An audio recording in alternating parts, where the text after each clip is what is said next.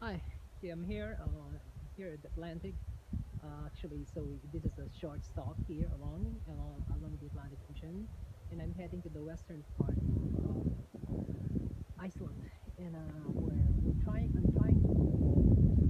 so that is still you can see that there's a lot of so there's ducks and ducks as well. And then right behind me, you will see one of the glaciers here. We've been passing several glacier, and this is one of the biggest glacier here that I've seen in this trip.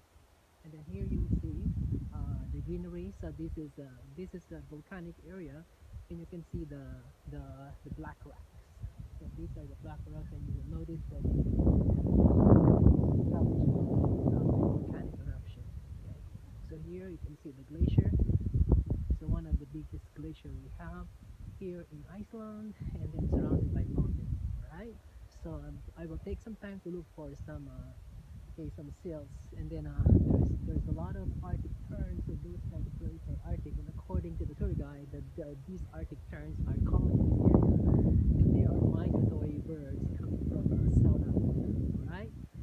So these are now signing off from the Atlantic Ocean here in Iceland. Bye.